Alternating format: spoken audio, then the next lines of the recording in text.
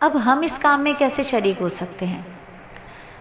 دفاع ختم نبوت کے اس کام میں ہم کیسے شریک ہو سکتے ہیں؟ دیکھیے، قادیانی جو ہے نا، وہ ارتداد پھیلانے کے لیے، مسلمانوں کو مرتد بنانے کے لیے اربوں روپے خرچ کر رہے ہیں، اربوں روپے خرچ کر رہے ہیں، اور یہ کام یہود و نصارہ کے ساتھ مل کے وہ کر رہے ہیں، خاص طور پہ یہود ان کے ساتھ ہیں۔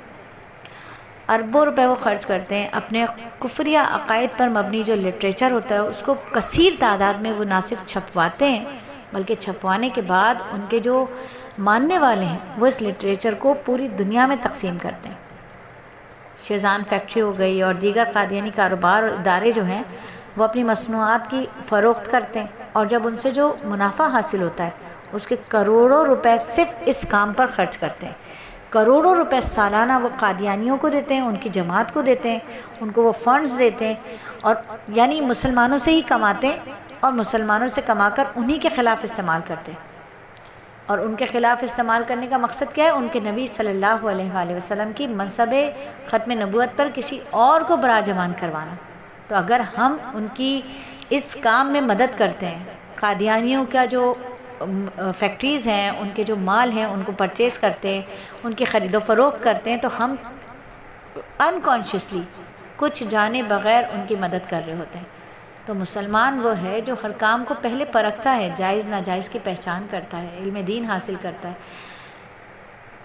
حرام حلال کی تمیز رکھتا ہے۔ تو دیکھیے وہ کیا کر رہے ہیں، وہ سالانہ کمائی کر کے اور سالانہ طور پر اپنی جماعت کو فنڈز دیتے ہیں، اور یہ فنڈز کس لیے دیتے ہیں کہ یہ فنڈ مسلمانوں کے خلاف ہی استعمال کیا جائے۔ تو سب سے پہلے ہمیں ان تمام اداروں کا مکمل بائیکاٹ کرنا ہے۔ تو ہر عاشق رسول کا یہ دینی اور ملی فریضہ ہے کہ وہ ان کی تمام پروڈکٹ کا بائیکاٹ کرے۔ اب شیزان تو ایک مشہور کمپنی ہے، ان کی سمجھ آ جاتا ہے، اس کے علاوہ بھی ان کی بہت ساری کمپنیز ہیں۔ انشاءاللہ ہم قادیانیوں کی کمپنیز کی آپ کو لسٹ پرووائڈ کریں گے، تاکہ آپ جب بھی کوئی پرچیزنگ کریں تو آپ کو معلوم ہو کہ خدا نخواستہ آپ کا خریدا ہوا یہ مال اور اس سے جانے والا پیسہ کہیں ایسا تو نہیں میرے نبی صلی اللہ علیہ وآلہ وسلم کی ختم نبوت کے لیے کہ اگینسٹ استعمال ہو رہا ہو۔